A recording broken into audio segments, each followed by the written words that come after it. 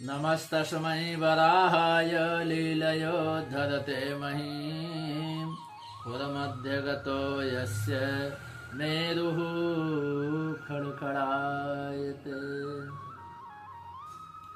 वाराह पुराण के 19वें भाग में द्वादशी तिथि की महिमा के प्रसंग में उसके अधिष्ठाता भगवान विष्णु की उत्पत्ति की कथा आइए हम सभी श्रवण करते हैं।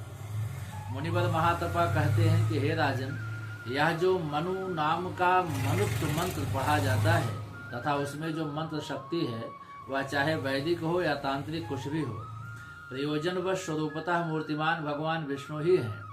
हे राजन, भगवान नारायण सर्वश्रेष्ठ परम पुरुष हैं।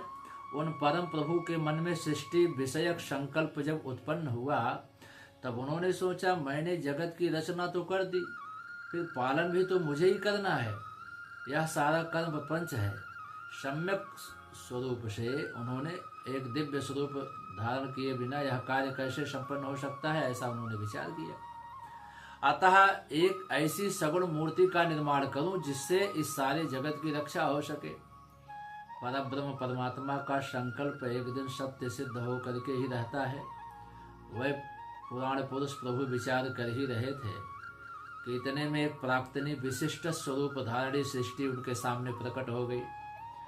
इसमें स्वयं पुराण पुरुष भगवान नारायण ही प्रकट हो गए थे और उन्होंने लोकत्रय को अपने वैष्णव शरीर में प्रविष्ट करते हुए देखा। फिर वह प्रभु के शरीर से बाहर आया। उस अवसर पर उन्हें अपने प्राचीन वरदान की बात याद आई जो भगवान ने संतुष्ट होकर वाणी आदि को दिया था। यह बहुत पुराना प्रसंग है।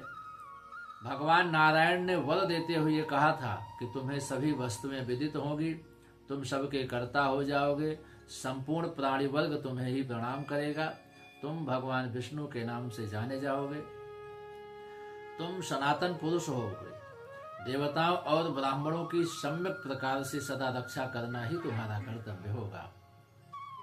हे देव, तुम्हें सर्वज्ञता प्राप्त हो जाए, इसमें कोई अन्यथा विचार नहीं है। इस प्रकार वर देकर भगवान नारायण अपने प्राकृत स्वरूप में स्थित हो गए। फिर अब विष्णु को पहले की बात ध्यान में आ गई। तब उन्होंने सोचा, अरे मैं तो वही शक्ति संपन्न पुरुष हूं। तब उन महान तपस्वी प्रभु ने ऐश्वर्य के प्रभाव से योग निद्रा का स्मरण किया। वह देवी आ गई। स्त्री पुरुष के संयोग से उत्पन्न होने वाली प्रजाओं का भार उनको सौंप दिया। फिर मैं उन परम प्रभु भगवान नारायण का ही तो स्वरूप हूँ, ऐसा विचार कर वह फिर सो गए योग निद्रा में। सो जाने पर उनकी नाभि से एक बहुत बड़ा कमल निकला। 7 दीपों वाली पृथ्वी, समुद्र और वन ये सब उस कमल पर ही विराजमान थे। उस कमल के स्वरूप का विस्तार आकाश से पाताल तक फैला हुआ था। उनकी कर्णिकार पर सुमेरु पर्वत सुशोभित हो रहा था और उन सब के बीच में ब्रह्मा जी विराजमान थे। अपने ऐसे वैराज स्वरूप को देख करके प्रत्यक्ष रूप से भगवान परमात्मा को बड़ा हर्ष हुआ। फिर उनके भीतर जो पवन देव थे उन्होंने व्यवहार के लिए वायु का सृजन किया। साथ ही कहा, तुम अज्ञान पर विजय प्राप्त करने वाले ज्ञान स्वरूप इस शंख का रूप धारण करो। फिर श्री हरि ने कहा, अज्ञान का नाश करने के लिए तुम्हारे हाथ में यह तलवार सदा शोभा पाती रहेगी। अच्युत, भयंकर काल चक्र को काटने के लिए यह चक्र धारण कर लो। हे केशव, पाप राशि नष्ट हो जाए, ये तदर्थ या गदा भी धारण करना आवश्यक है। समस्त भूतों को उत्पन्न करने वाली यह वैजयंती माला तुम्हारे कंठ में सदा सुशोभित होती रहे। चंद्रमा और सूर्य ये दोनों श्री वत्स और कौस्तुभ के स्थान पर शोभा पाते रहें। पवन चलने में सबसे पराक्रमी कहा गया है।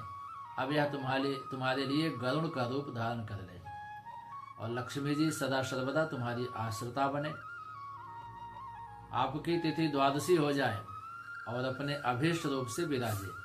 इस द्वादशी तिथि के दिन स्त्री अथवा पुरुष जो कोई भी आपके प्रति श्रद्धा रखते हुए घी के आहार पर रहेगा वह स्वर्गलोक में स्थान पाने का भी अधिकारी हो जाएगा। मुनिवर महातपा कहते हैं कि हे राजन, वही परम पुरुष भगवान नारायण विष्णु इस नाम से विख्यात हुए। देवता और दानव ये सब उन्हीं की मूर्तियां हैं।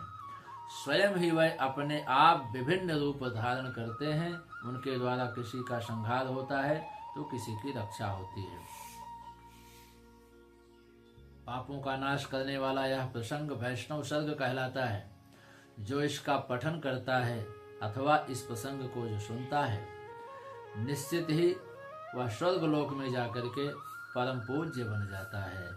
बोलिए विष्णु भगवान की जय हो।